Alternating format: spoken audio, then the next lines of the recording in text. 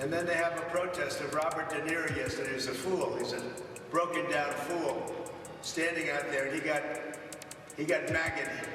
He got maggot yesterday. He got a big dose of it. But I just want to say it's a very unfair trial. We're all devastated by what's going on in our country. I can't tell you how inspiring it was to see millions of people take to the streets. But we have to do much more. Non-violent soldier of freedom. At Defiance, you can join a community of courageous people and find out about other peaceful ways to fight back. A powerful moral force. Together, we will defy leaders who govern by stupidity, corruption, and vengeance. Defy attacks on our fellow Americans because of what they believe or where they came from. Take the next step by going to defiance.org to rescue our country and defy being ruled by a mad king. A cluster of microphones outside a Manhattan courthouse, sirens in the distance, and Robert De Niro, jaw set, telling America what too many people were afraid to say into a live feed. He called the 47th president a clown. He said the man is bent on destroying American democracy. He warned that if he gets in, he will never leave. No, I like what Newsom has done because he's trolled him and he's fought fire with fire, and that's what you have to do. And he called him an invasive species, which is what he is. So he's not. He's a thing that doesn't understand. Trump does not understand anything about humanity, people. He has no empathy. I don't know what he is, but he's an alien, and he wants to hurt this country. It's something deeply psychological in him. He wants to hurt people. He wants to hurt this country. He doesn't care. And what saddens me the most, upsets me the most, is that people follow him and they think and they kiss his ass and they look up to him. And I don't understand it. I don't understand the people in his cabinet, some of them, Rubio, how they can live with themselves after what they've allowed him to do and not stood up. Even walk out of the room when what they did with Zelensky the first time. Rubio, looking at his face, they got the camera on him. If he had balls, he would have walked out. No cue cards, no laugh track. Just a movie legend using the biggest stage that exists in this country, live television, to cut through spin with one of the only things that still lands: plain speech. If you want more moments where the truth walks right past the gatekeepers and speaks directly into the camera, hit like now so this story travels while it still matters. In my country, we're fighting like hell for the democracy we once took for granted.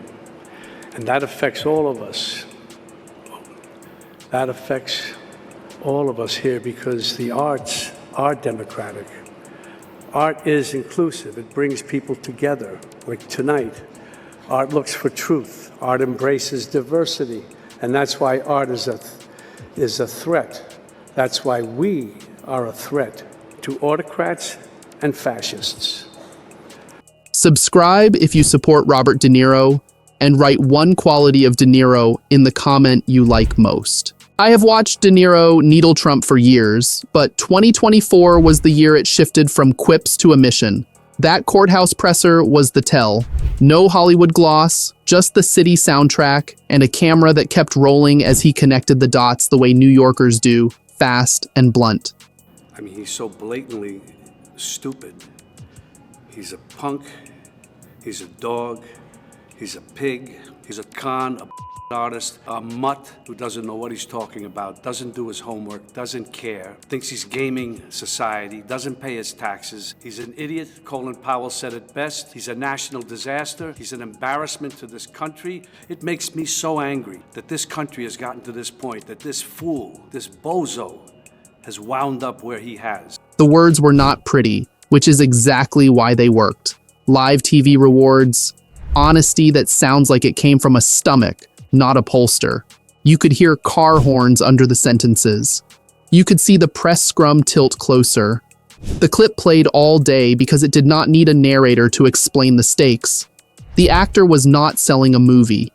He was telling you what he believed would happen if the country shrugged. It's about right and wrong, period. The guy's a monster. It's beyond wrong.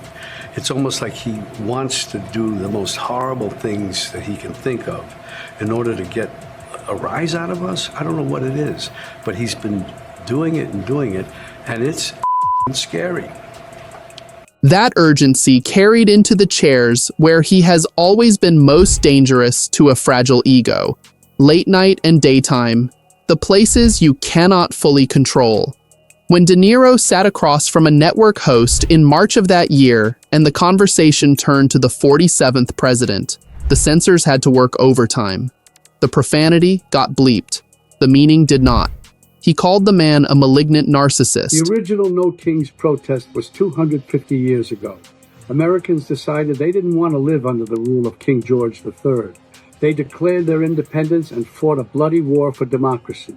We've had 2.5 centuries of democracy since then, often challenging, sometimes messy, always essential.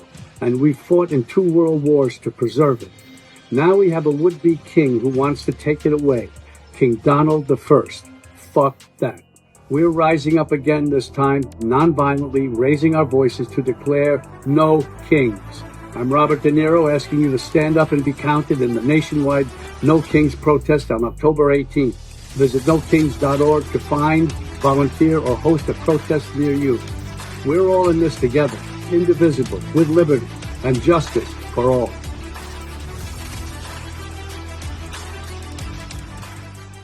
He said sociopath out loud. He pressed voters to do the one thing bullies hate most, deny them applause on election night. The audience reaction was the soundtrack of a line landing exactly where it was aimed. You do not need a fact sheet to understand why that moment traveled. This was not a panelist hedging through careful language. This was a man too old and too famous to care how many bridges he burns when the cameras are on. A few months later, we have, I think this might have been the first time he wrote about you. Robert De Niro, a very low IQ individual, has received he spelled 2 wrong, many shots to the head by real boxers in movies. I watched him last night, truly believe he may be punch drunk, and then he says, at the end, he says, "Wake up, punchy," he says to you.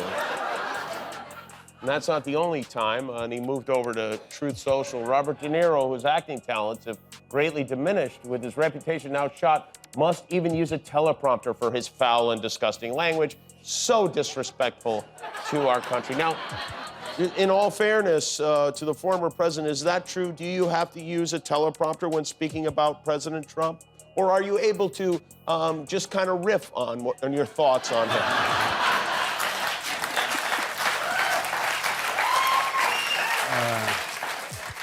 Yeah, he's so stupid.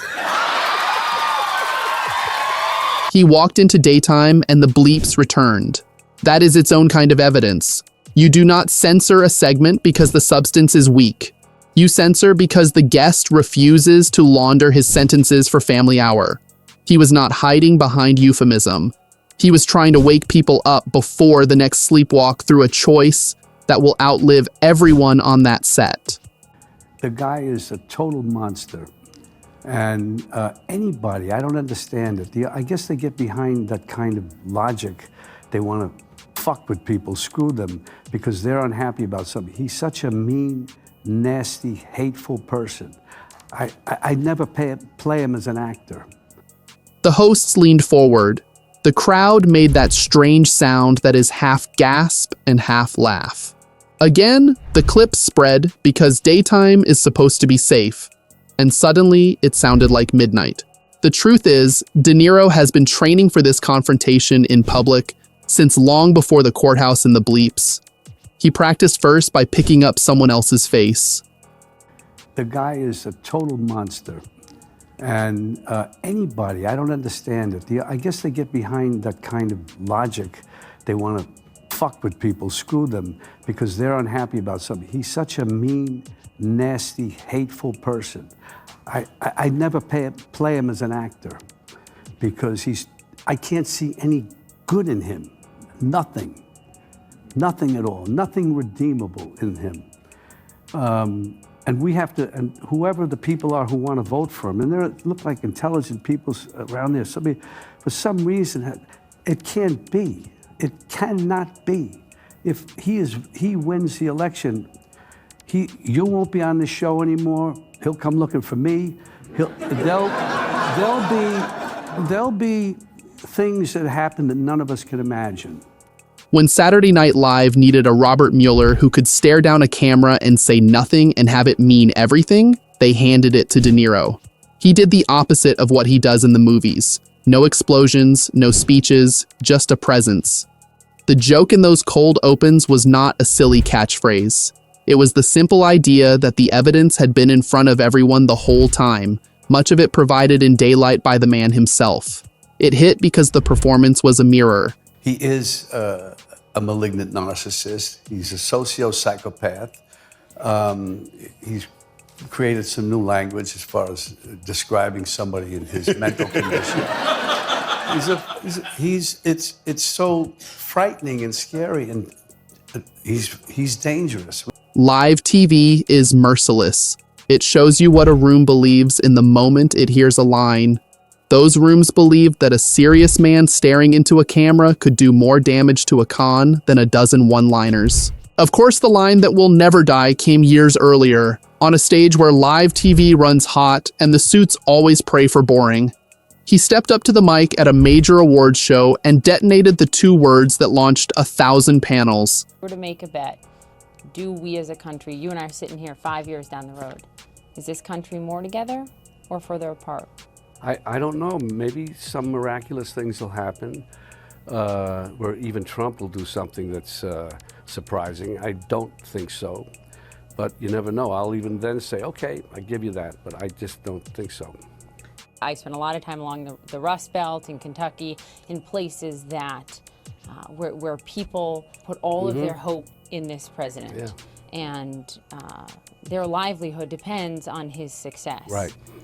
Do you feel like Hollywood, you know, those living on the coast like I do, like you do, are too disconnected? We're too disconnected from that pain? I understand that people feel, even I am hesitant sometimes to endorse somebody because I don't want to, now it's just an elite Hollywood person doing that. But many of us feel that the right thing has to be done for people. And we really believe that. Someone like Trump doesn't really believe that. The network bleeped. The message did not. In the room, they heard every letter. Around the world, they heard every letter. And in homes across America, the silence after the bleep said almost as much as the words. You do not have to like profanity to understand why that moment stuck. It branded the era in a way think pieces never could. When historians go looking for a sound that tells them how it felt to watch a celebrity talk back to a president in real time, he can give lip service to it, but he doesn't really believe it. But they disagree with you. They tell me, because I've sat with them, I've had dinner with them, and they say, he gets me, and he is standing up for me, and he is putting America first. You know what the best con artists in the world say, I'm putting you first, and what happens? So he is the President of the United States of America. Do you want him to succeed? Of course I want him to succeed.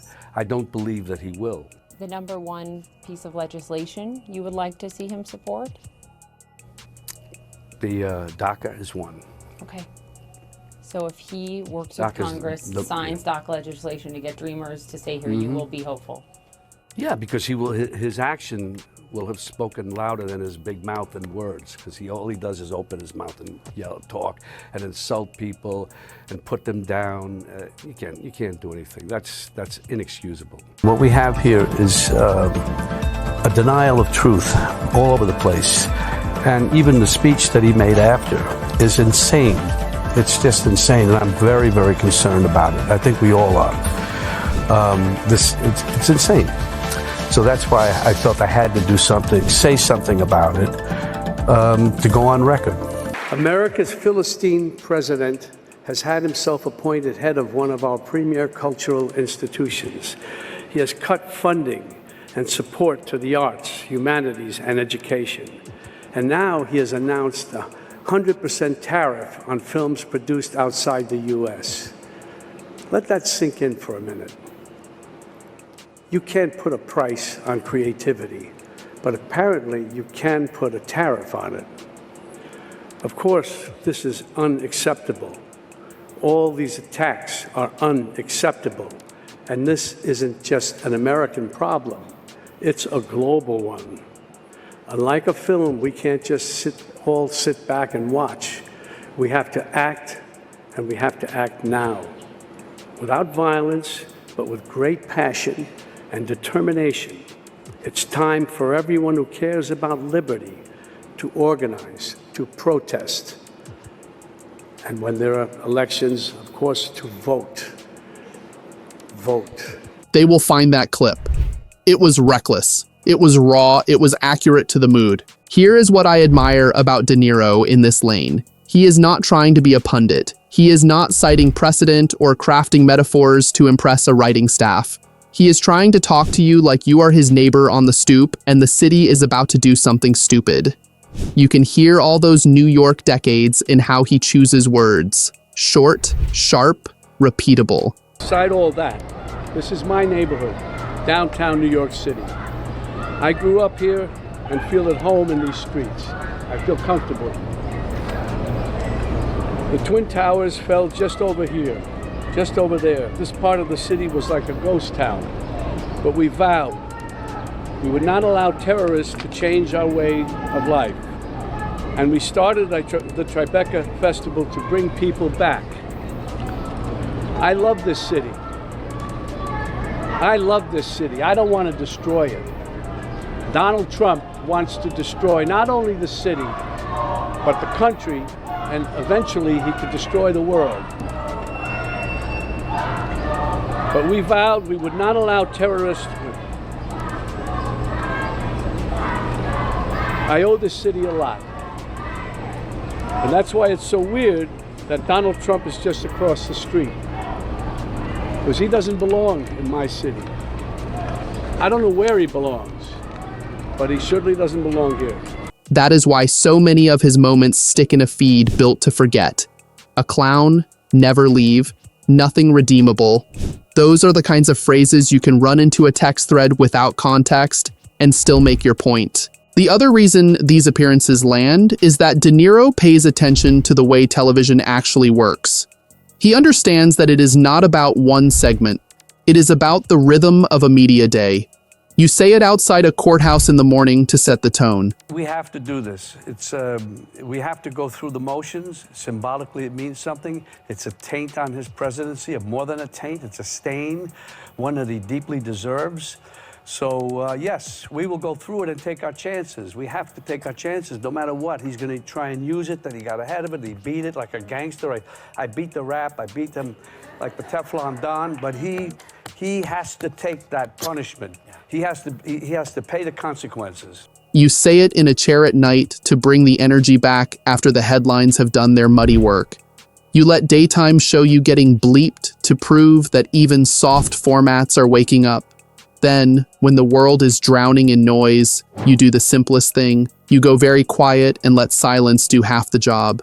You cannot teach that. You learn it by living in front of cameras for half a century and remembering that what matters most is not how you look. It is whether the room believes you. He is a malignant narcissist. He's a socio-psychopath.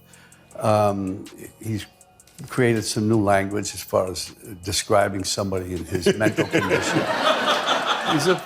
It's so frightening and scary, and he's dangerous. The president has been hard at work coming up with all sorts of nonsense to distract us from the Epstein files, including, I don't know if you saw this, but he made a major announcement. I am ordering my administration to declassify and release all government records related to Amelia Earhart, her final trip and everything else about her. Thank you for your attention to this matter. We had no attention to that matter. Unless her final flight was to Epstein's Island, no one cares. There have been misses and myths, because that is what the internet does. It throws static at anything that cuts through. At one point, people tried to pass off an old outburst as this year's awards show blow up. The dates never matched. The clip did not line up. None of that changes the record that is clear and on tape. The signature moments are not rumors. They are broadcast history. They happened in front of millions. They were replayed until the batteries died. Yeah. Did you ever think the President of the United States would be celebrating your unemployment? I mean, that son of a bitch, you know, is really unbelievable. Mr. Son of a bitch. I mean, Mr. Son of a bitch. His loyal. Yes, yeah, no, I never imagined that we'd ever have a president like this, and I hope we don't ever have another president like this again. I mean,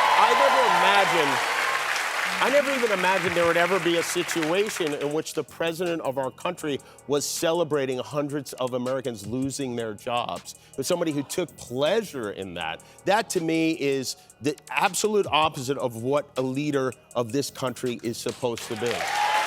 Drop your favorite De Niro moment in the comments and tell me what you want clipped next. The courthouse warning, the late night bleep, the sketch that said more by saying almost nothing. And if you are watching on YouTube, please subscribe to America Facticity for more breaking news.